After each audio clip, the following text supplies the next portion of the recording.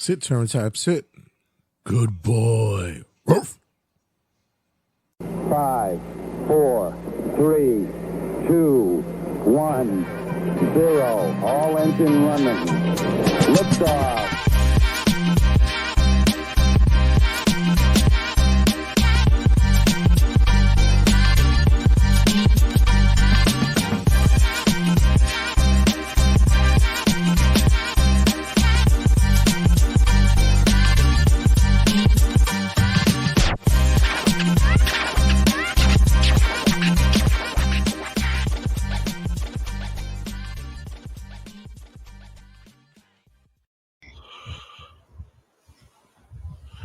So we are cutting a promo here for New York WrestleMania on YouTube. So the only way we have to do this right. So Turnbuckle Tabloid cutting a promo.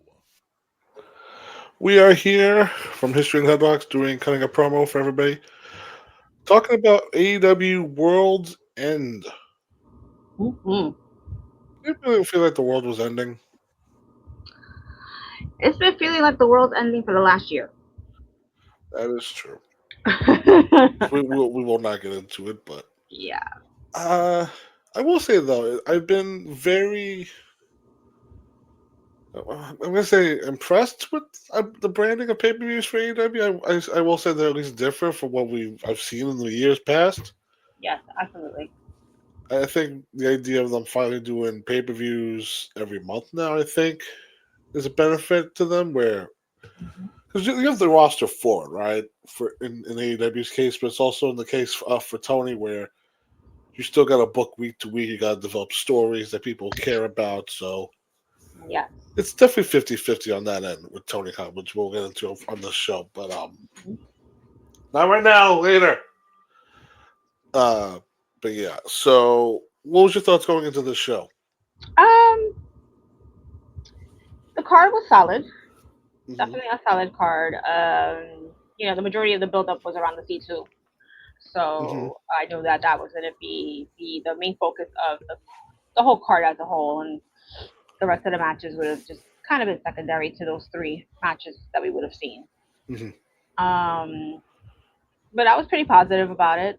I didn't think it was the best card that they've had this year, but it's the end of the year. They're wrapping up, I'm sure, a lot of these storylines and ready to reset for the new year. So it felt like a good way to close out their year.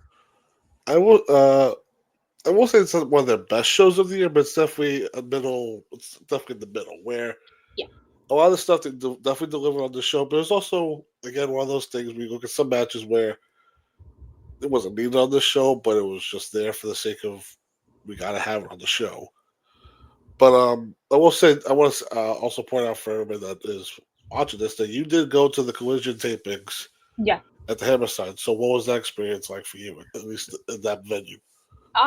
It was actually really great. I mean, I didn't buy tickets. Like I had told you, I forgot that I had entered a contest that Warner Media and AEW did through a newsletter that they have. And I said, well, fuck it.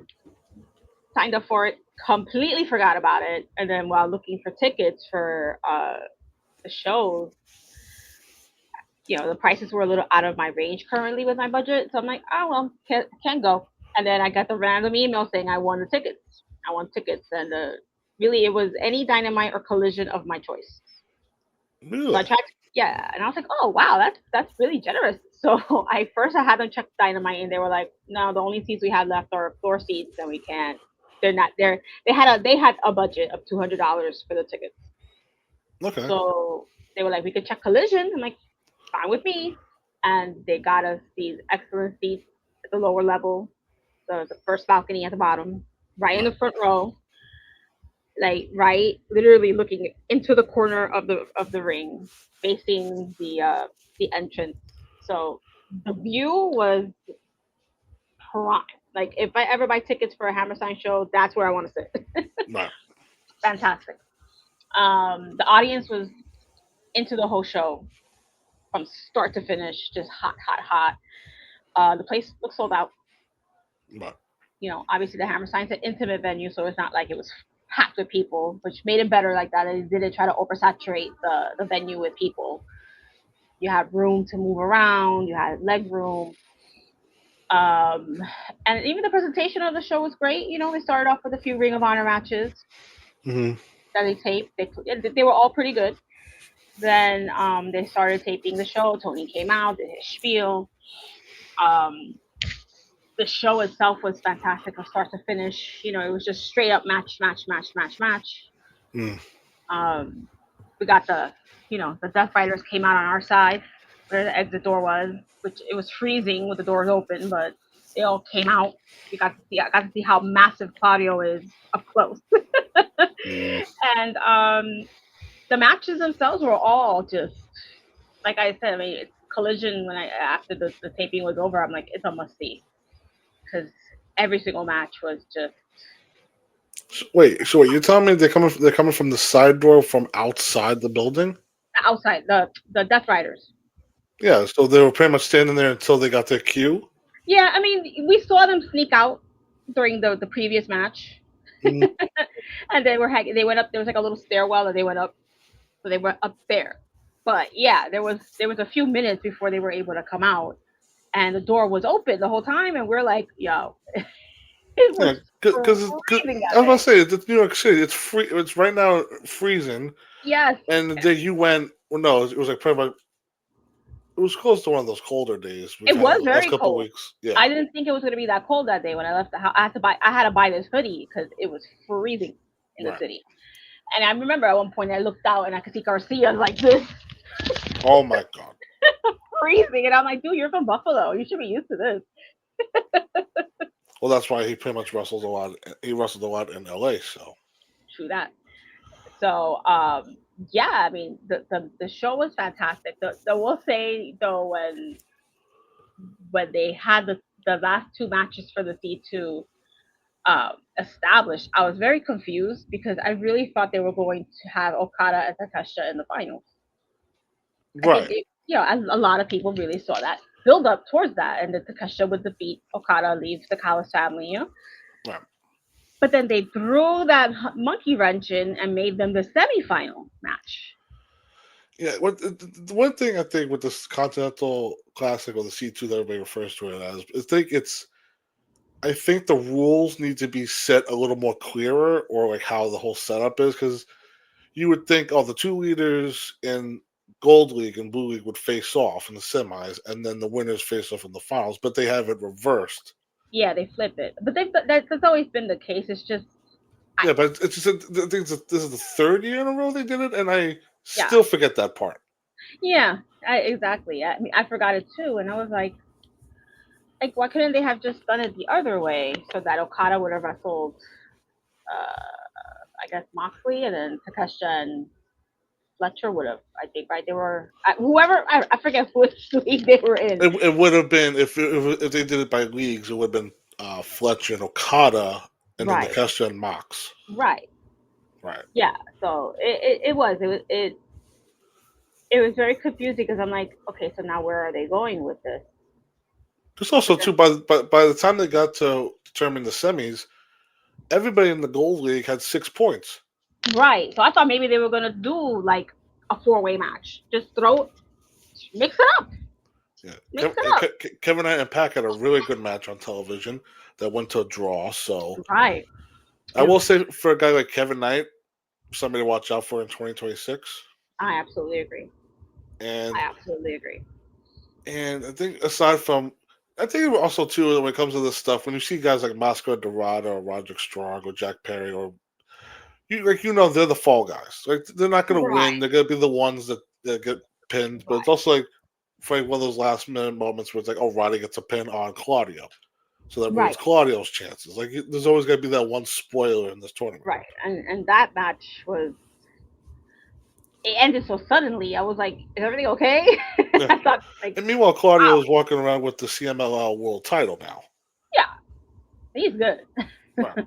I mean, don't get me wrong. I mean, the other day, in our group chat, I was like, AEW has legit 20 different main eventers, and all of them, like, you can end the pay per view either way with any of them. Absolutely. Yeah, they have opportunities to build up so many of these men and women in the divisions. Um, they're good. Yeah. Well, we'll definitely talk about the result of the main event. Hmm. You can definitely have an idea of what 2026 is going to look like. But we start off on the 0 hour. Did you see any of this stuff on the 0 hour for World's End? I had it on. I think the only match I really remember was Julia and Sky Blue versus the new tag team, Yeah, high end, Cheyenne and high end in my world. Maya World. Yes, Which shout out to them, which they got the all lead graphic where very very. you look at Tegan Knox or Nixon Newell and Miranda Elise, and you just say like you kind of shot yourself in the foot on that one, They ladies. really did. They screwed themselves big time with their egos. And now they're sitting at home doing absolutely nothing. Nobody has any faith in them at this point because I wouldn't book them if I was a booker. Fuck that. Especially, it's really telling when one of them was complaining in this year how they're not getting bookings, and you get a booking, and then you walk out. Everybody has their side of the story, but it's not looking good for either of you two. Yeah, and it's like someone said, look at what 3 minutes did for Hyann and Maya World. Now they're all elite. Yeah, they made it on the freaking 0 hour. And they look great. I mean, they when they wrestled Willow and Harley on Collision, the match was great. They look good. Right. They look very good. So good for them. But that's it. That's the only thing I really paid attention to. I don't remember any of what other matches they may have had. Well, just to read them off, Eddie Kingston had a singles match Oh, with Gibson. Yes. Right. Where we saw the return of Ortiz, which I think it's time to give him back his first name or give him something. I forgot what his first name is. Angel? Angel Ortiz? Okay. Because I remember it was always Mike Santana and Angel Ortiz, but yeah, 2 years he's been gone from AEW. Hasn't been seen. I think his last match was against Santana at Grand Slam. Yeah, and I saw him in a couple of indie shows, and then he got injured, and he just finally was able to get back on his feet. Yeah, so pretty much. Was it his arm or his leg that he injured? I think it was his leg. Right. Yeah. But they get injuries, man. This pretty much just screams Ring of Honor feud for Eddie Kingston and Ortiz against the Grizzled Young Vets. So, I mean, hopefully they'll put them on actual TV because I think they could put on a hell of a match. Well, this definitely screams Collision, though. Yeah, that's fine. Which is nothing wrong, but it's also like when it comes to when things matter, this is on the low total pole. Yeah, but good to see Ortiz back. I mean, if they do, it looks great. Yeah, good. At least it's good for Ortiz because I always thought this guy is on the bottom of like if you could cut people, he might be at the bottom. But I mean, Tony Khan likes him a lot, so he cares about him. Yeah, let's see. Then we had Mascara Dorada and Bandito defeat the Don Callis family of Davis and Romero, which I didn't pay attention at all to that match. So. Which I looked at this match, I was like, okay, you just want to get the two luchadors on the show, which is fine. Yeah. And for Bandito, he is due a world title match on Dynamite. I'm not sure when. I think it's could be a couple weeks. Yeah. I don't think it's going to be on the next Dynamite. I think it's going to be like they're going to build to in the middle of January. For the new year, yeah. Because he won the Dynamite Diamond Ring, which I should have known in the main event. I should have known. Because that was a gimme for what's going to happen next. Mm-hmm. But then we also had Jet Speed of Speedball and Kevin Knight team up with Jurassic Express, take on the weirdest team of the Demands of Ricochet and the Gates of Agony, and randomly from the Callis family, Josh Alexander. Yeah, they be tossing him around. But it's like, you have this whole family, right? There's like 100 of them in there. Yeah, and they're not on one team. I know. Maybe they're trying to figure out if they could put Josh Alexander somewhere else. At this rate, for Mr. Alexander, Ring of Honor is not a bad option for him. Yeah. I mean, I think separate his family a bit is where I would go. They gotta shake that up. They gotta take a couple of guys out of there because a lot of them just kind of fall behind Takeshita and Okada and Fletcher. But at least they've been giving Josh Alexander a lot of mic time. Right. He's been acting like a dickhead on the client. So. I mean, he's a good wrestler. It's just that he's not the best promo. He's not the most One of the most charismatic. right, exactly. I mean, if you put him and Bandito for the Ring of Honor World Title, that's something. I think I'm just at this point with Ring of Honor where it's gonna be on AEW programming. That's on my end. Sounds of New York, but pretty much with this Ring of Honor roster, it's gonna be the jobbers or the lower mid card guys on the roster at this point. Right. There's Yeah. nothing. There's nothing that's gonna separate them. Yeah. But I don't know. I know you didn't see this. Did you watch this? You probably didn't see this. It was on in the background again. I remember I saw when they jumped Luchasaurus in the beginning, and then I kind of just phased out and I looked up and Luchasaurus was coming back into the ring with his bandages on, and I'm like, okay. Yeah, they taped his whole arm and pretty much just came back out for the save. Yeah. And I think the key thing here was Jack Perry got a pin over Ricochet, so that is now confirmed already as a title match for Dynamite this week. That's going to be a great match. Will defend against Jack Perry. I will say Jack Perry did have an interesting Continental Classic where he pretty much was a substitute for Darby. Because I mean, everybody was talking about him pretty much biting Kazuchika Okada's penis, right? Which I am surprised we don't see more of. I'm not saying I want more of it, but it's just like now we're doing this. Hey, it's perfect opportunity, I guess, to start. But I will say too for Jack Perry, he's doing so much better. Yes. I think the heel stuff and also the Punk drama too is finally off him. Yeah. I mean, it has to end at some point because you can't build a character around something that happened in the past that everybody's just trying to clean their palette up already, and it's already clean. Like Punk's doing his thing in WWE, AEW is doing fine without him. There was no need to continue. It also doesn't look good for your character when you say, the world champion in the big company, I caused that. Right, exactly. You look like a moron. There's no need for that anymore. So doing almost like a hybrid of Jungle Boy while still keeping the look that he had built himself. It was great. The long hair, the beard, the dark pants.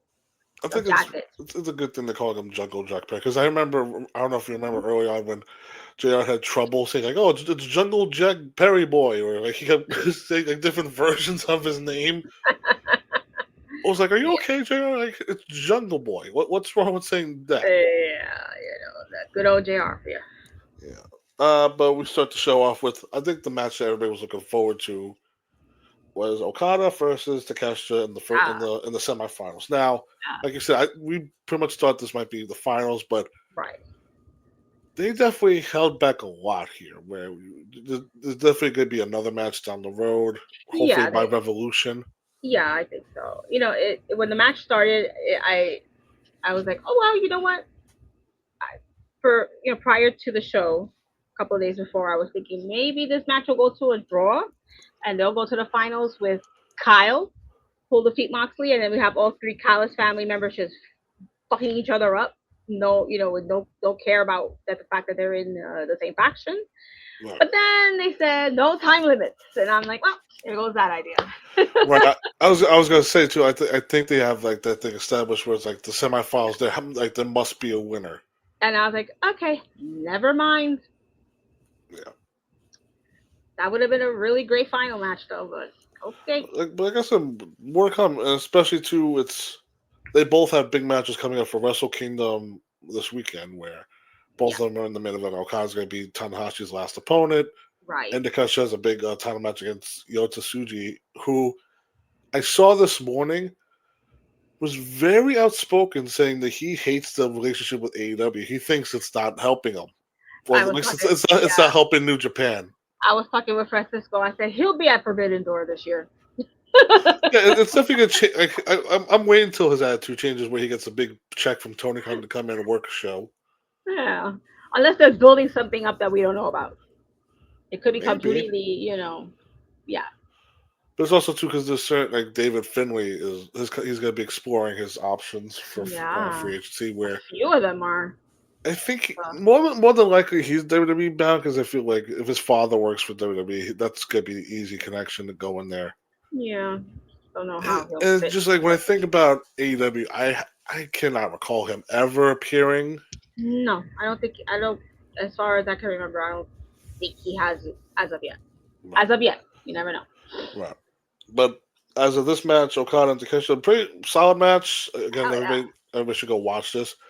But it's definitely more to come later on. But it's when that spot came over when Okada got the screwdriver and just hit this guy right in the face with it, yeah, and he gets the 1-2-3. yeah. And it was definitely one of those finishes where it's kind of bullshit, but there's more to come. Of course. I mean, I think in this match, the fans were completely behind Takeshita. This is definitely his face turn. We'll see more on Dynamite, I'm sure. Yeah. I love the fact that Okada doesn't need to do any of this crap. He doesn't need to cheat to win. He's one of the very best, but Right. he's still sleazy enough to still want to do it. Right. He's such a wiener right now, and I love it. It was definitely interesting reaction from Don Callis, who was on commentary for this match, Right. where you would think he would be a little more annoyed that like another one of his family members just hit another family member in the head with a screwdriver, but it was more of it was like good job, Okada, Yeah. like good for you taking the initiative and hitting him in the head first. Yeah. Like it's like one of those weird things. He ran. Well, you know, that's his golden boy, right? So Well, Takeshita was at first, remember? at first, and then Okada joined, and now he's the new golden boy, and Takeshita was feeling butthurt about it. Remember, and that's why they can't stand each other. So this Takeshita must feel so betrayed right now by his daddy Callis. Right. I feel like he's gonna lose the title too. I think he's gonna lose it to Yoda on Wrestle Kingdom because his contract's gonna be up with New Japan anyway. I mean, it was just one year with them that he signed with them. So Yeah. because I definitely want to see more of Konosuke on AEW television. Oh yeah. He needs to elevate. You know. I'm sure he'll continue feuding with Okada. Maybe take the international belt back off of him. Oh, Yeah. it's like another bubble. We'll get to that. In a Yeah. bit. Yeah. Because it was like Okada lost, but not really. But it's like Yeah. Whatever. Then we get to the match of the night. Honestly, it was Moxley versus Fletcher, which Woo. it's one of those things where I was telling my friends, it's like this is like a match I never thought I wanted to see until I got it. Yeah. Because it's like you would not think Moxley and Fletcher would have good chemistry, but they had really good chemistry. The spot where Moxley got caught in the ring steps and Fletcher just attacked him like crazy. That was pretty much the story for going forward the whole night. But and this is another one where we see the fans rally strictly behind Moxley after all this time that they've been booing him and shitting on him. Now they're behind him. Worst world champion in AEW history, and now it's like beat this asshole from like, we love you, Mox. You also think about it too. This whole semis and finals, all heels. Yeah. No baby faces. No. Well, Takeshita technically a pseudo baby face for the fans, and Moxley default. Moxley, apparently again. Right. But the spot of the match was definitely when Fletcher went to go get the screwdriver. Yes. Which they told. I like that little detail where he was like he knew where it was, but Okada knew where it was first, so he utilized it. But Fletcher didn't get to use it. He's going crazy looking for it. Right, and Moxley catches him, and Moxley wins. Yes. But yeah, this match went 22 minutes and 35 seconds. Going into it, I thought Kyle was going to win it, but then as the match proceeded, and we saw Moxley dealing with the leg injury, his ankle, and no matter how much he tried to fight back, Kyle was still like one up him right throughout the whole match, and the ending of the match, I already knew at this point, Moxley's gonna come out of this match as the winner with the way he's trying to fight back. But the ending of this match, this is how John Cena and Gunther should have ended. Oh God. I know, I don't want to bring it up, but they did that ending correctly. Right. with Kyle Fletcher fighting for his damn life to stay conscious to the point where he was scraping the referee's face to show I'm up, I'm awake, I'm awake, I'm awake, and then finally he just gives out. Kyle's better than John. Okay. I mean, I don't know if that was intentional on AEW to do that ending the way they did it to show how it could have been done better, but that was a perfect way to have somebody submit to a sleeper hold. Yeah. And Kyle's definitely pegs for more stuff. Like he's a future main eventer of this company. He's still young, not even 30 yet, I believe. Yeah, I could see him either winning the world title by the end of the year or sometime next year. I mean, 2027, I mean. Yeah, I think by the end of 2026, we're definitely going to see him more in that spotlight. Oh, yeah, absolutely. But, see, I had Moxley losing here because I thought this might be the downfall because he's been losing a lot lately. He's been tapping out. Right. So when he won here, I was like, okay.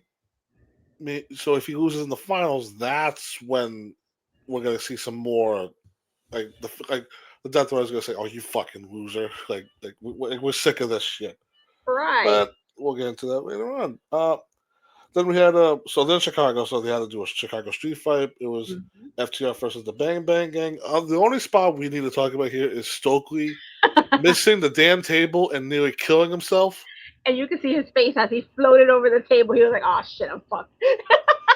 He flew. His ass slid off the table and just like all.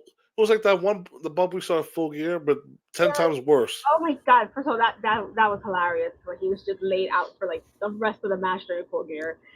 But this was, you forget that he's a smaller man, right? Right. So that bump may have been a little too. Who was it that pushed him? Juice, right? Was it Juice that shoved him? Yeah, because they're fighting over a chair. So then Juice pushed the chair, and then Stokely went flying.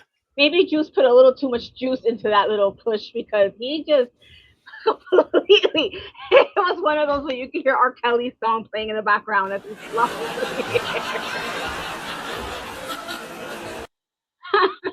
The best part was when the match ended and Tony Schiavone's like, "All right, scrape him off the ground. We have more matches to get to." Thanks, Tony, for caring. Tony, and he said it so heartlessly. "All right, scrape him off. We got more matches to get to. Come on." That match went 17 minutes.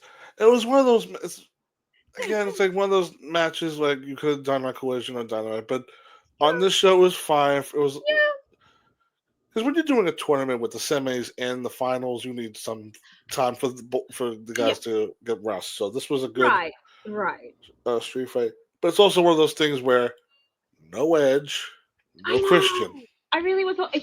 Remember how so first of all, it's funny that FTR left Stokely on the ground. They didn't even go collect him. They were leaving on, and then the fact is like they were dragging their feet up the ramp, right? So I'm like, okay, they're dragging their feet. Maybe this is when Adam and Christian will pop up and beat the hell out of them. No, they just kept it going, and they cut to the broadcast team, and I'm like, where are they? You know what ruined it for me was like there was footage of Christian at the hockey game, like that same night. Crap. So it was like, son of a bitch. Damn. Yeah. I don't know if Edge is still filming whatever he's filming, but it's one of those things where it's like any week now. Yeah, I don't follow the show he watches. He watches that he's on, so I don't know what their schedule is like. But hopefully we'll see them pop up. I mean, I know they have some shows coming up overseas, so maybe then. It's definitely gonna be one of those shows that they pop back up. Like the lights will go out, and then you'll see like a car is driving, blah blah, like some visual nonsense, and you'll hear me. Yeah, exactly. I would like to hear a mix up too of the theme song, see how it sounds. God only knows. I do the Christian countdown and then do the Metalingus song. Yeah. But next up, we had the Babes of Wrath against Mercedes and Athena for the AEW Women's Tag Team titles. Yeah. Well, I knew this match will end up with Athena and Mercedes feuding. Yeah. I was Because also I was going into this like you're not gonna have them drop the titles on their first offense, right?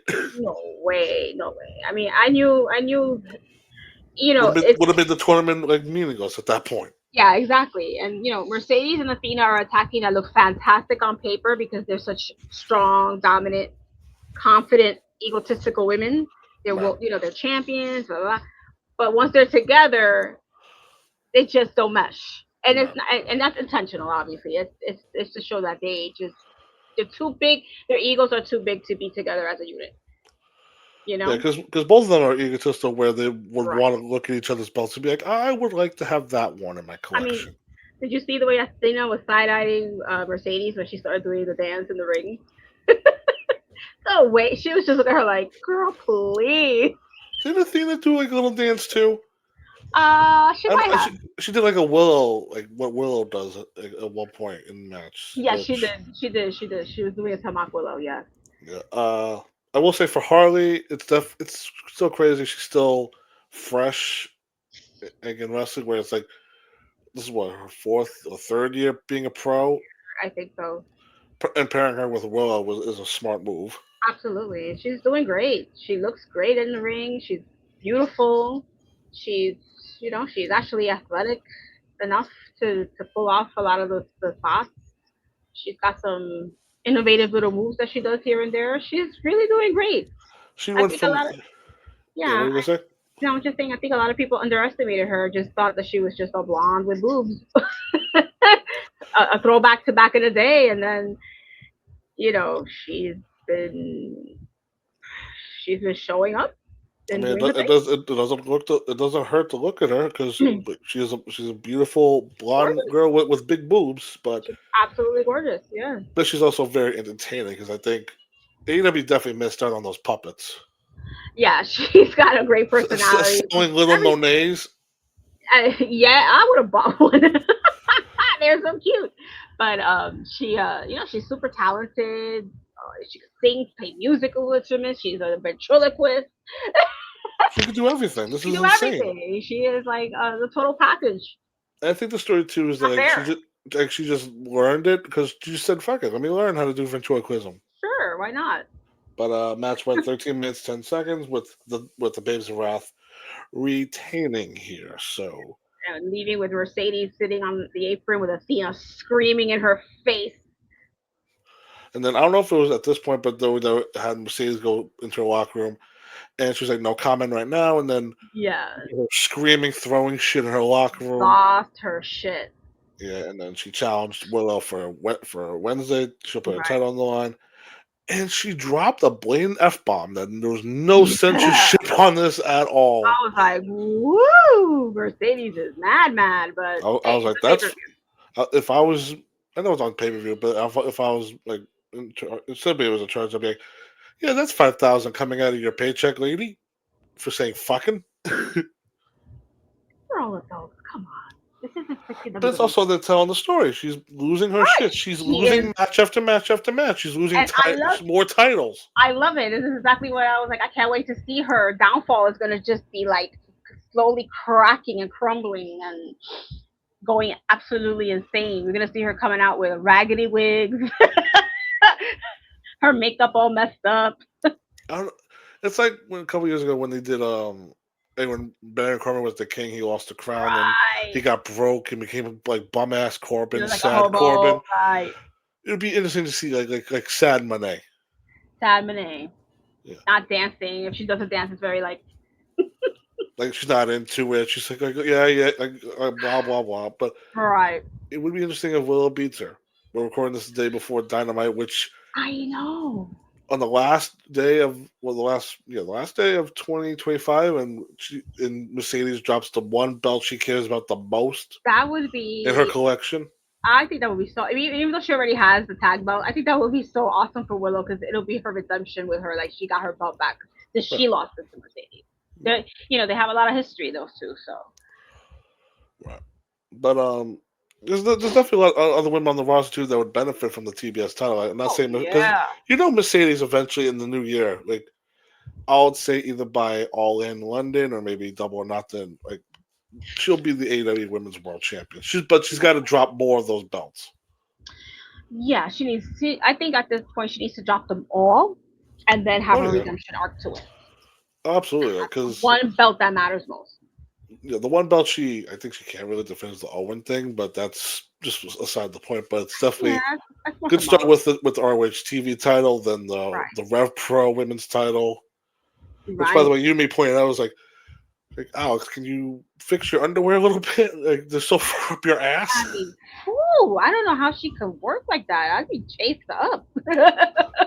Who's the other one too on the roster that we point out too? It's like you're wearing a short sky blue. Her too, and she got more booty than Windsor. And I'm like, girls, how? I would be in so much pain afterwards. I'm like, oh, you picking wedgies all No throughout the whole complaints. No match. complaints from. I know you have no complaints. Hey, Next up, they're beautiful. we had Darby Allin against Gabe Kidd. I don't think I forgot your thoughts on Gabe Kidd. What do you think of him? I like him. I like Yeah. him. I like him. I mean, I like that they use him in small doses since he's not Mhm. really officially AEW. Because he is a lot once he's there. He's very intense and very Because I know he was at the tapings, right? He did a yes, promo, yes, he came but out which I will say, like they did the tapings like a week before the show, just and about, yeah. it aired the week of. So pretty much they had Right. what 3 days of build, but Uh-huh. build for stuff that happened months ago. Right. I mean, it's something that was still stayed in everyone's mind how he basically set Darby on fire. And Darby had him dragged behind a truck. Right. Yeah. But it was one of those weird things where this was not needed on the show. Honestly, this could have been a Dynamite main event. Yeah, it could have been. I mean, it again, like you said, they needed stuff to kind of fill the space so that the C2 guys had enough time to rest. But it's And also one of those things where Darby is announced for the C2. He gets taken out of it due to injury, but now it's like you're all good to wrestle. yeah, like what the hell was the injury? Like, dude, you wrestled through everything, and then you this one thing took you out for a few weeks. Now the And funny part was, I'm sorry, at the collision taping before Gabe Kidd came out, the lights went out completely, and everybody started chanting "Sting, Sting, Sting, Sting." mm, And then when he was talking, the lights went out again, and again everybody was like "Sting, Sting, Sting, Sting," thinking he would come out and defend Darby after he tossed him down the stairs. Because right. they showed us that clip so that we could have context to their promo, and then Darby came out. And we were like, Well, that's good okay, on that's good on them. They actually show the audience yeah, like 'cause what's going on. yeah, I wouldn't have known what the hell happened, but they did. They showed us some of the backstage stuff that happened during Dynamite, so that we were acclimated to. Because it would have been funny if this guy from the UK just comes out and just starts talking about Darby. Like, who are you? What did I miss? Hey, wait, what happened? Right, Gabe Kidd. Yeah, the New Yeah, Japan guy. Why are you here? yeah. But the match, their match was bloody as hell. I was going to mention that if Moxie wasn't bleeding, somebody else was going to bleed, and Somebody my was like, God, it was Gabe Kidd. boy, that was and I mean, we had Darby juice of some blood during his match. Other one. Yeah, Darby. Is there anything you don't expect from a Darby match at this point? It's also the Exactly. bumps he takes again is like one of those things where it's like you're not gonna live, like you're not gonna walk to your at the age of 40. Like it's I come like mean, I heard that he actually has professional stunt work training, but good lord, bro, you don't got to do it every week. and also I wanted to mention too that he went viral for lighting. It was his brother, right? His brother was proposing, Yeah, he and lit him up. he lit him on fire. And then his girlfriend You couldn't ran, get him out. and she ran and didn't even accept the proposal or something. She must have been like, okay, I can't do this anymore. I'm done with you crazy assholes. This family's nuts. I wouldn't. God only knows what happens on the wedding day. Shoot himself out of a cannon or something, All the flowers on fire as the minister's trying to do the whole ceremony. Light the church up. The church will be on fire. 12:50. This went. Darby did get a good win here, so at least that established something. I don't know. I don't know where you go from here now, but I mean, I guess that feud's done. Because I was going into the show, I was like, if Moxley gets kicked out, Gabe Kidd might be a new replacement for him. I don't know. That was my mindset going into this Yeah, I show. mean, But he is kind of like a part timer with them. So right. And he's already established that he's friends with them. yeah, Right. Oh Jesus! Here we go. This was my match. Listen, Fletcher and Moxley had a great wrestling match, but this was the most entertaining match of the night. Tony Storm teaming with Roderick Strong and the conglomeration of Mark Briscoe and just I just love it too for like Roddy's character, where he's like, "Listen, I know Kyle's friends with you guys, but I will not be a part of this nonsense." I don't like you guys. I'm just here to help him out because he's injured. Right, but I, and they went against the Death Riders of Claudio, Garcia, Yuta, and Shafir. This might be the best Shafir performance of her entire career she looked great in this. because she had to stand up with her husband, Ah, which so good. And it's kind of it's one of those things where it's cool to be a smart fan, where it's like like them two are like laughing on the inside. It's like, let's beat each other up, babe. Come on, do something to yeah, me. and then Garcia broke it up. I'm like, come on, dude, get Right. out of here. And Mind your then business. Shafir had to stand up with Orange, where he puts his hands in his pockets, and she put her hands in her back pocket. Yeah, that was great. He She did. he would do the slow kick. She would give him a hard kick. Yes, I love the fact that the women mixed it up with the men. Like, we need to see more of that. We need to see Especially more of that. especially especially for Tony's character, who's like this old school movie type Marilyn Monroe Right. esque, and she's interacting with a chicken farmer, a serious wrestler, and a dude that doesn't give a shit. And then they start ballroom dancing. And I go, oh, there's some chemistry there between them. Ooh. But it's the best part is like when they're like, so listen, I'm not an expert in dance, but when they like go off, Orange throws a punch at somebody in one corner, and then when he tosses Tony, she does like a back elbow or no back Yes, fist, and then they're both back in the middle of the ring holding each other's hands. It's like yes. And then she dips him. that was. Oh my No, god! I will say they actually had some pretty good chemistry in the ring. Like, I would like to see another match with them teaming up as a, like an intergender match maybe with against Marina and like Yuta or something. It was also one of those things like back like this was a couple weeks ago, but when Tony confronted Marina about the tag title tournament match, where she was like a friend John Mox. She was like, Johnny, Johnny, Johnny. And like you can tell, like John's like, I'm not gonna look at her because if I do, I'm gonna start laughing. It's like one of those things where it's like I was telling people, characters that usually don't interact with each other need to act to each other more.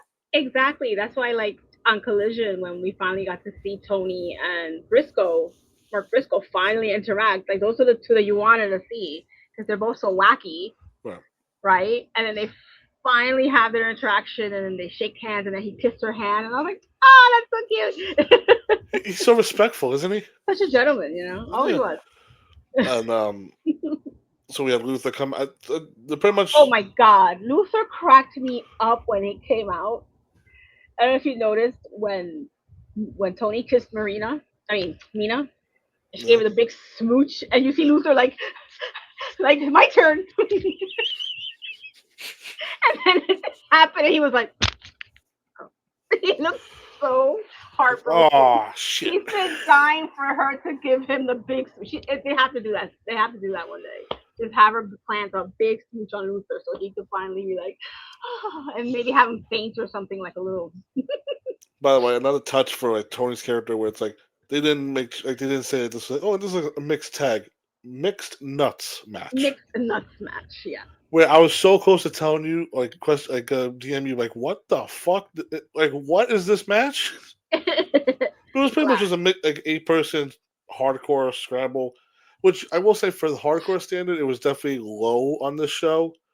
Yeah. Because I mean, we've had a lot of it in the past month. Let's be honest, with the blood and guts, yeah, and then a lot of the stuff at the last show with all the blood. It was like, yeah, but which we didn't even bring up. It was like there was like two. Oh no, we think we did bring it up. It was like a no holds part, and then a street fight right. back to back on the same pay per view. Yeah. But this one was more calm, I would say. But just a lot more comedy based stuff. Yeah. Where Definitely to keep the crowd up and entertained. yeah, and then the baby faces got the big win here. And then you had all of them standing tall, Luther and Mina with them as well. So Mhm. very fun eight-person tag, honestly. Yeah, I enjoyed it. Yeah. Then we had the big women's title match. Chris Statlander versus Jamie Hayter. Great match. Great match. This one, very interesting how they played it out because they had Statlander playing a little bit of heelish things Mhm. where she pretty much just outright spit in Jamie's face. Yeah. But and then she said in the press, she's like she wanted Jamie to bring out the old Jamie Hayter. Right. Because I think for us too, like we've been missing the old Jamie. Like we Yeah. like because ever since she came back, she's kind of been quiet. Where a lot of like when she comes out her fashion stuff stands Yeah. out more than her in ring stuff. Right. Although I loved her gear. I loved her gear. She's It's so definitely forming her own style and persona. yeah. I when I noticed that she had like usually she comes out with the green, blue, yeah. I mean the green, orange, yellow. Scooby Doo, Daphne look to her, but like this gear was amazing. But yeah, this was an excellent match. I did love the build up where Chris was egging her on the whole time, like, you want this? Then you gotta fight for it like you used to. You don't have it in you anymore.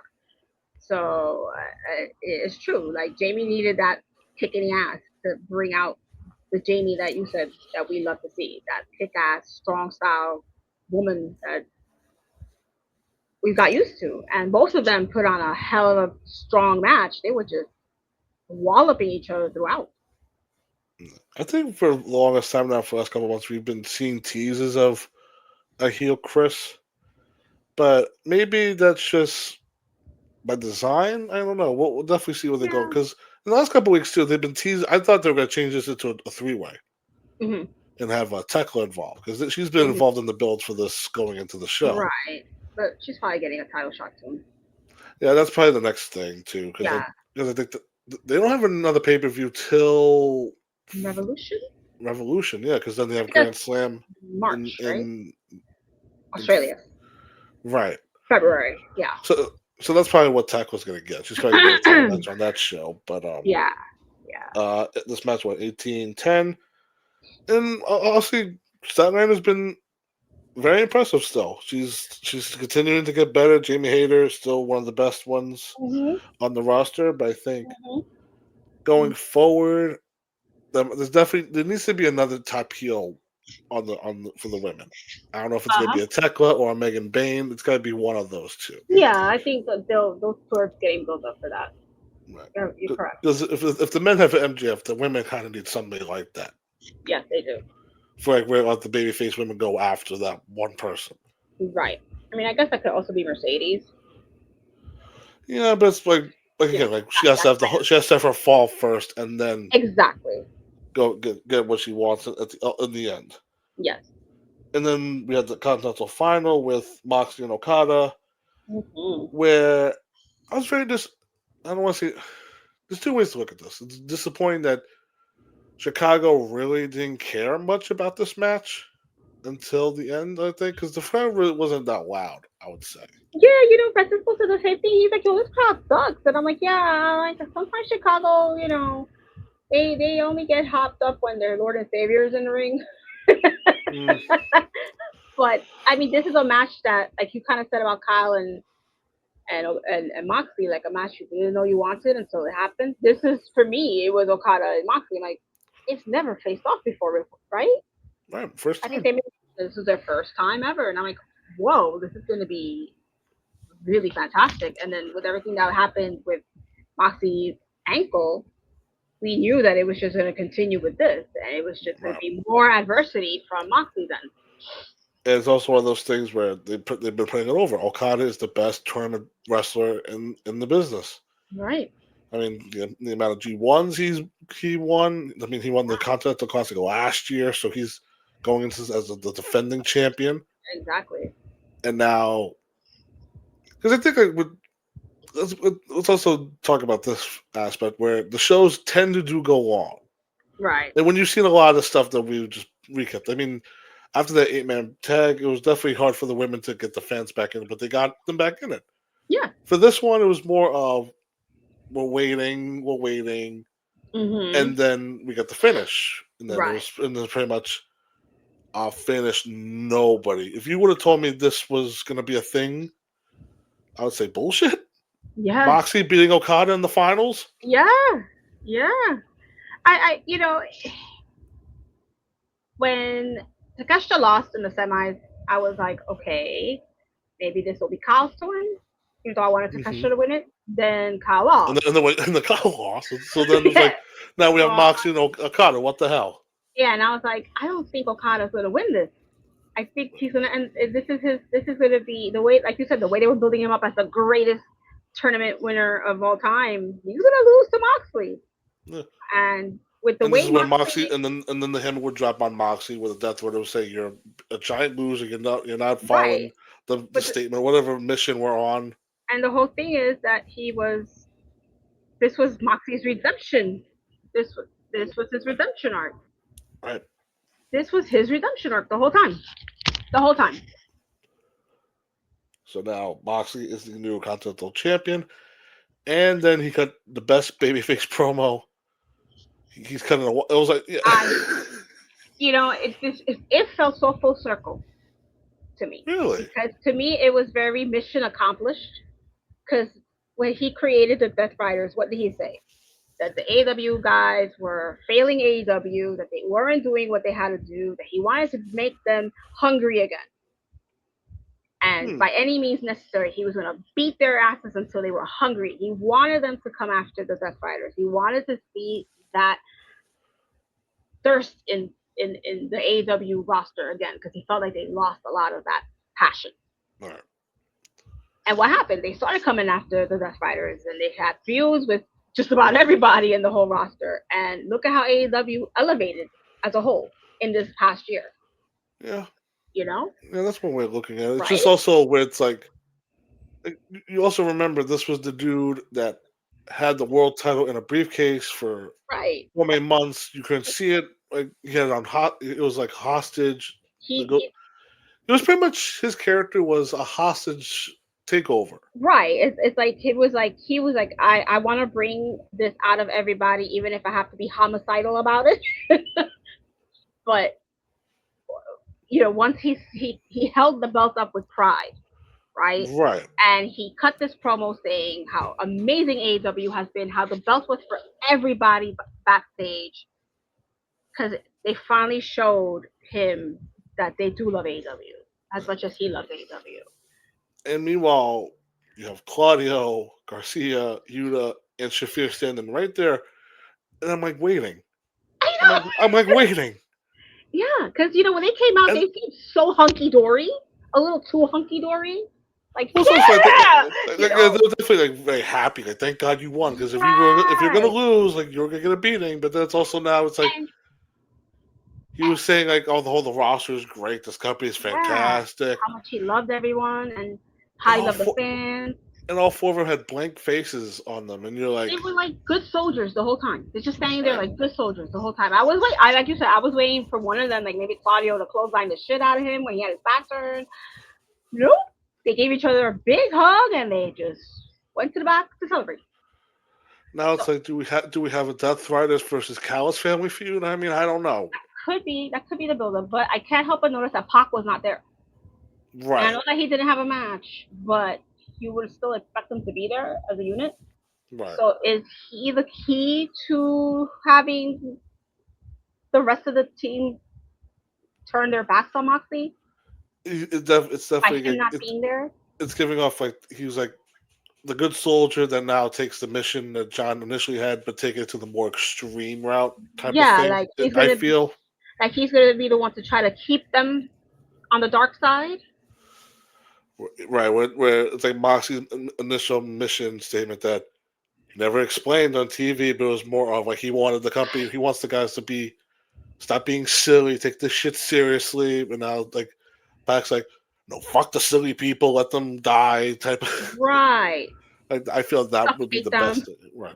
Because I mean, shit, give me Mox and Pac for a little bit. I can't. That's something I want to see. Because I can see Pac trying to like, go crazy on an opponent and go ruthless on an opponent, and they'll try to like calm him down, like, hey, you're taking it a little too far. He's gonna be like, what are you doing? It could lead, or it could just be Moxley telling him, yay, relax. I mean, all Pac really has to do is like, "Oh, what are you gonna do, John? Tap out again?" Yeah, he'll start It'll getting be smart mouth. one sly comment that'll like start this whole nonsense Right. off. Right. Get really like, hostile with Moxley, and the rest of the team doesn't know what to do. Because it's definitely a love-hate thing for me with the Death Riders, where it was like they serve a purpose, but it's also one of those annoying purposes. Because I mean, I was very tired of the Moxley main events where Yuta was interfering every time. Right. But now it's like, okay, now let's end this. Now let's go forward, and it's like definitely one. It's like kind of like the Triple H effect in WWE. It's like Right. We could evolve. stop putting on ice. Let's go forward. Right. Let's have some developments here. Yeah, because they could kind of, reestablish some of the old Blackpool Combat Club kind of feel Right. if they want to, or they could separate them. It's still funny to me though. It's like the whole thing with Yuta and Garcia was like, let's put them both in different factions and both get them over. Now they're in the both same faction, and they're just pretty much still there. Yeah, but it's fine. They're not higher, they're not lower, they're just there. I mean, Yuta's elevated a little bit with personality, I would say. His personality has evolved a lot. Like, his hair definitely grew more. Beautiful hair too. Really? Yeah, it's so silky and long, and it's covering his eyes. Well, it's past his eyes now. Now he's it's actually very like it looks nice. I think it looks really good on him. Yeah. He just needs to clean the beard up a little bit. That's all. Yeah. He's not a bad looking kid at all. Yeah. And just one note about Okada with this loss, that the unified title is now officially separated again. Debunked. But Okada now is just an international champion, which how many goddamn mid-card titles do we have again? Where it's the world title, the TNT title, which Briscoe has, the national title that Ricochet has. Right. Okada is now just the international champion, and Moxley is the continental champion. Yeah, I know a lot of people complain, but I don't really care how many belts they have because they have such a deep roster that it gives people an opportunity to get a chance at something. I mean, yeah. But I think for me, I'm more of like, if you say that in the WWE side, I'm like, what's wrong with you? Because you just want to give belts to losers? Because that's all they are half the time. Well, that's it. It's also how these belts are booked. Presented, right. Right. I mean, I used to see in AEW, they have a lot of belts, but look who's holding the belts. These are solid workers. I will say for at least the Continental, they established that it's singles matches, no interference, nobody's at ringside type of thing. So at least they set some rules for that. These other belts pretty much are just because also too, like remember, Bandito's the Ring of Honor World Champion. He's walking around with that thing a lot of the time. Right. Yeah. So it's true. Like a lot of these belts have their own little like rules. Like national title, like Ricochet can defend it anywhere outside. That's true. As well as the international belt, when you think about it, like, it's supposed to be, defended outside of the country. Yeah. But I don't know if Okada's even done that. It's just one of those things too. It's like Okada lost, but he still wins because he still has a belt. But you know what? At least that's something now. Takeshita could say, "I will take that from you now." And this also leads to Takeshita and both Kyle having beef with Okada. Because Kyle wants to know. Because I remember that the post-match promo video that he cut, he was like, "Where was the screwdriver?" Like he was so pissed off. That was the last thing he said. Where was the screwdriver? So if he still hadn't known at that point, I don't know how the hell he didn't know. You were not watching Okada versus Takeshita? Yeah, storyline point. Like, weren't you? If you're in the tournament, would you not watch the first match to see like what's going on? Right? Or were you just that focused on yourself that you completely lost track and didn't see that Okada took your screwdriver and tossed it under the ring? Right. But main event time, we have Samoa Joe versus Swerve Strickland versus Hangman Page versus MJF. Yeah. Where I think going into this, where it was kind of like MJF is that dastardly heel. It's like you moron, why would you use your title shot on this? But then he eloquently explains why, and pretty much in a full 10-minute burial promo. I'm not gonna say he buried everybody, but it's a typical MJF thing where it's like, hey Swerve, you were in WWE like like shaking your ass with top dollar. Samoa Joe, your hairline's going farther back every day, and then what the hell's he called Hangman? Bessie. He calls him the horse character. What the hell? Seabiscuit. Seabiscuit, yeah. Yeah. But and MJF now has this new hairstyle, which is definitely different. I like it. Yeah. That Wolverine look was weird on him because of his hairline. So the little pushback looks good on him. It makes him look a little more refined how he wants to present himself. You know. Hair plugs maybe. Hair plugs maybe. Lots of hair gel. And you still see his a little bit of the balding in the back. Yeah. When he pointed out Joe's hair, I was like, oh yeah, Joe's definitely getting older, and he's showing it. And when you see those young pictures of Joe in Ring of Honor and TNA, he had a lot of hair. He had that Elvis hair. Yeah.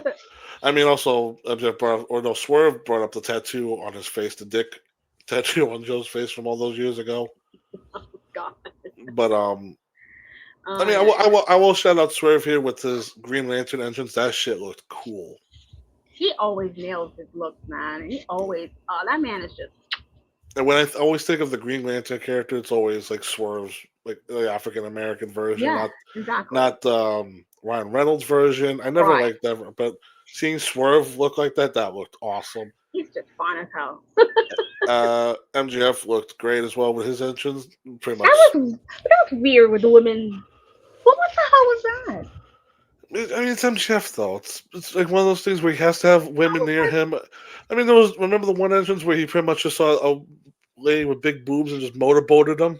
Yeah, but it looked so awkward when they were like doing the spirit fingers on him. Like, what the hell are we accomplishing here? What the fuck's going on? It's a really weird comparison, but it's kind of like WrestleMania 29, the Undertaker entrance, where all the bodies are like clawing out their way from hell. That's why I kind of got. Like, it's a weird comparison. That's what I was thinking of. Like all these women, are like, oh, Max. Like, this is so cheesy. Leave your stupid wife, please. This is so cheesy. Like, what the hell are we seeing here? This is worse than Mercedes with the guys lined up with the belts on. And you just have Tommy Invincible standing out like a sore thumb, and so these fucking belts. Like, who's the bald jackass with the Invincible on his back? Oh, that's Tommy. But so the bell rings, of course, in this match. Delivers on every sense of the word. Of course, absolutely. You know, where I don't know how I was going to say this about Swerve. I definitely miss his old theme. I understand when like he's a rapper, new songs are going to come eventually, but it's like this one definitely I'm still getting used to. But it's like I still miss the old one because I think it was just a Nana effect too. Because once you see Nana just with that stupid ass grin with the coffee. Throws the coffee away, and then he starts dancing like his ass off. Now I had to add a little more to it, you know, because of the beat. Right, but I definitely like the storytelling in this match where just definitely at the finish. I love the finish of this, where Hangman was going for the buckshot on Joe. MJF pushes him out the way, takes Hangman out, and then MJF hits the hot shot on Joe, and MJF gets the win. Yeah, which I was like, I don't know how I felt about that. I definitely thought it would have been weird if Hangman won this match and got his belt back. But it's also, I think it's too soon or too early to give Swerve the belt back as well. But I just feel like MJF's barely been around. Mm-hmm. Whereas Swerve and Hangman and Joe have been going at it for months now. You know? Right. And I why did they give Joe the belt for a month? Why did they do that? They should have just left it on Hangman. Yeah, there's definitely a weird transition. They're hot potatoing this belt, which I don't mind the hot potatoing, but where it's like last month, it should have definitely been like Hangman wins.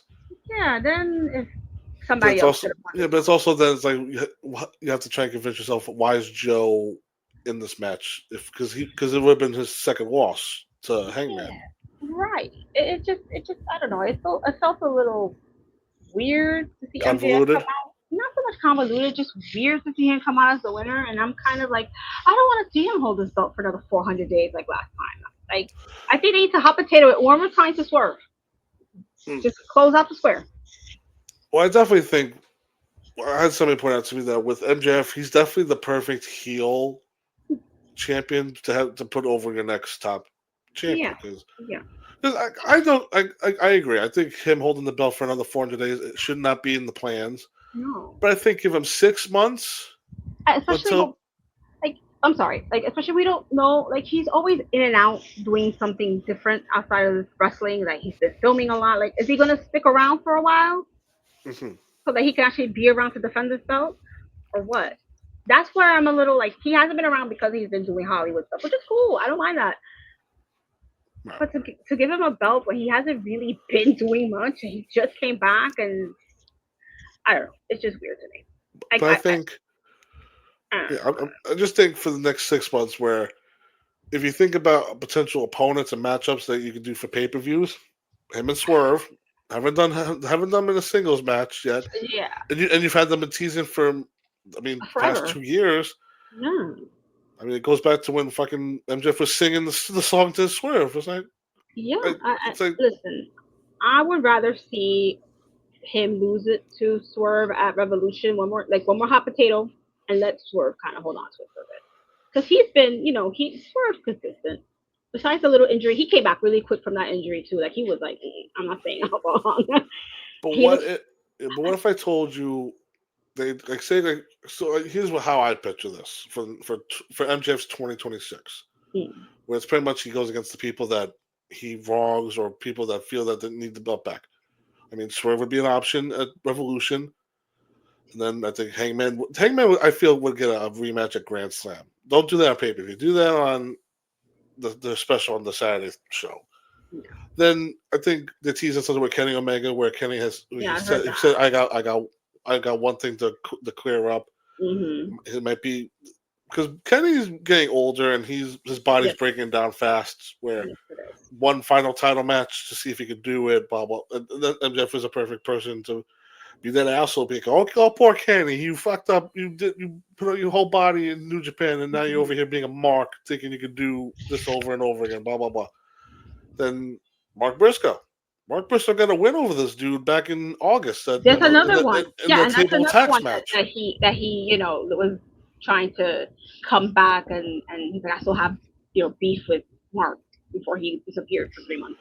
Right. So MJF would definitely want to avenge that loss. Yeah, it's just I don't know, man. But I I think overall the end goal would be for a guy like Darby to the throne, MJF. I'm sorry. I love Darby. I love Darby. I think he's great. I just don't think he is a main eventer. I don't think he has it to be a world heavyweight champion. He's too much of the comeback kid. Like he's the one that everybody beats the shit out of. How am I supposed to take him seriously as a world champion when everybody can toss him around like a rag doll? I'm Well, again, sorry. I well, can't. well, again, it might be one of those weird things where it's I can't. you give Darby the big win, or you know what, another man that we're not seeing yet. Hopefully, comes back next year. Osprey, Yeah, I mean, I would actually rather see Swerve get his hands on the belt and then have a phenomenal feud with Osprey and have Osprey take the belt off of him. a rematch from the Yeah, Forbidden Door. exactly. At some point, and then whoever and then ultimately the person who takes the belt off Osprey will be Kyle Fletcher. That's how I want to see it play out this whole year. Yeah. I just And then eventually 2027 get guys like Takashita involved in the title mix. hell yeah, I level up these young guys. And you know what too is there's nothing. I feel there's nothing wrong with saying put Lashley in one of those title matches. Yeah, or even Shelton. Especially Lashley against MJF. I mean, you have a story right there. Former Hurt Syndicate Hmm. partners. Because also Lashley's still undefeated. Yeah, it's If- unfortunate he got injured. there's definitely a reason why they're making this man undefeated. Because look at the fucker. He's a boulder. Yeah, but Man, he looks I amazing. think this is the end of Joe in the main event scene because I think Yeah, because he's winding down. body's definitely winding down, Yeah, and he's they like, never really took the trios title off of him. But I think they just did that. They did the title run for a yeah, month weirdly. kind of like how they did with Brian. Give him his last little. You know, Yeah. I do wish that he would have, if he was going to be a champion, if he would have held it for a couple of more months. Right. But it's also too when they initially announced that this was going to be like the 3-way before MJF got in there, because this was a Revolution match like almost a year and a Right. half ago. And I didn't mind that. I was like, okay, it's cool. We could run this back. They did a great job that first match. Let's see it happen. Maybe we'll see it play out the same way. Right. But yeah. So in the show, MJF with the title, and again, like pretty much win, go up the ramp. Nothing weird. You know what I mean? No devil nonsense again. Like nothing. No. God, no. Yeah. Like, we could keep that devil stuff buried. I will say though, it was nice to see Adam Cole. I think it was on the 0 hour where he did give an update where like, he hopes to come back. But I mean, I don't think he'll come back in a wrestling capacity. I think he may come back as a broadcaster. I feel that's what's going to happen. But I know that Brian was saying that as much as he likes doing it, the traveling is kind of affecting his neck, which he still I don't know why he still hasn't had the surgery for his neck yet. I thought he did. Bro, what are you waiting for? So maybe they'll bring him in so that Brian can actually take some time off to do that. Right. I like how Taz took some time off to get his surgeries in. Yeah, I think I'm on the same wavelength with you on that. Where Adam Cole's definitely, unfortunately, physically he might not be able to do it, but his voice is definitely one of those things where you definitely hear him on commentary. He can talk, yeah, or even he could be a manager. He could come in and manage. I don't know, Kyle and Roddy if they step away from. He could be their mouthpiece. I don't know, maybe, but I definitely want. Hopefully, it's good news going for. But it sucks for Adam because I think he still can't travel. Yeah, because he was home. He still can't travel. That's I think the problem. This concussion is pretty much causing his way of living, where he's not able to travel any place. He gets headaches. Yeah, poor thing. I feel so awful for him. But there's also an interesting note as we end this review. But MJF lost the title. 2 years ago, and now he regains it at the same show he lost it. So now the reign of the devil is full swing. Like we talked about before, where it's going to be him defending against Bandito. So that's going to be an excellent match in a couple of weeks. Yes, it is. But it's also another one of those things where he's going to get the diamond ring back. And it was one of those things, too, where I thought for the diamond ring, give it to Ricochet, because it would have been another solid, I think the closest heel behind MJF. I think the ring at this point is just a crutch for MJF, but yeah, I mean, I don't even know. 6 years in a row. Like, I don't even know what the purpose of the ring is. It's just doesn't give you powers. Doesn't give you titles. It's used to cheat, basically. Right. So you're right. Like, why give it to Bandito? Because he's not going to use it to cheat unless he just says, "Fuck it, I'm going to do it anyway." I get a cheap pop from it. I don't know. Closing thoughts on World's End 2025. I enjoyed it. Like you said, it wasn't the best show of the year for them, but still fantastic on its own. They never fail with their pay-per-views, in my opinion. Like that's becoming their staple, is putting on these stellar big events. I enjoyed it, and I can't wait to see like how they go into the new year, what they start to build up. Right. And close out. So yeah, I'm excited. I really like how AEW has been rebuilding itself, and it's getting recognition. Yeah, like Sports Illustrated and everything. This past year, definitely for AEW, where there was no controversy really, because I think for the past year or the year before that, with the whole Punk controversy stuff, we're still. Yeah, now this year they really got back to focus, stayed on the course. Where I mean, I think the only controversy they had was when Andrade popped up, and then but that got cleared up. Now he'll be able to pop back up again.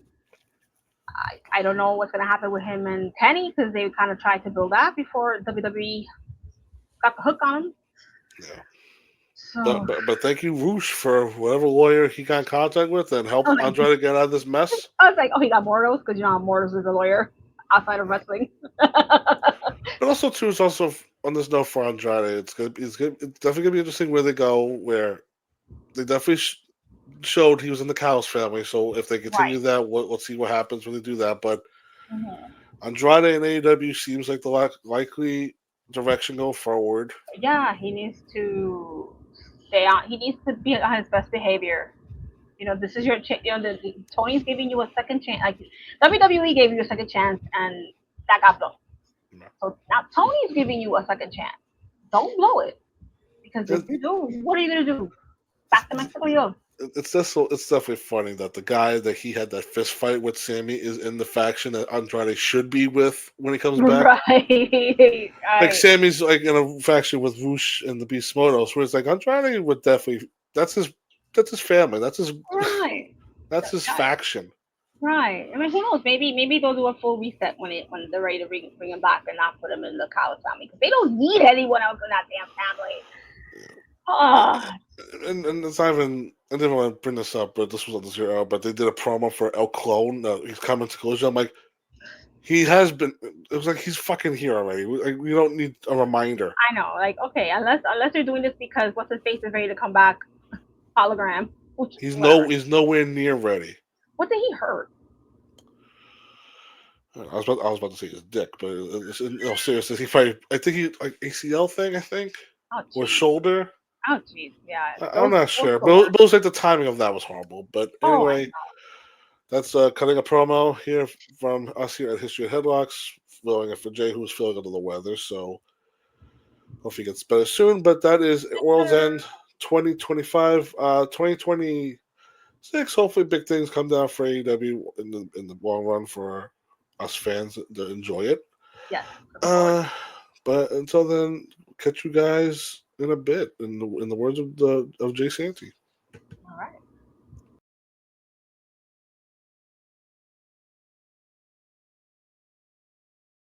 In a sec. 2, 1, 0. All engine running. Liftoff.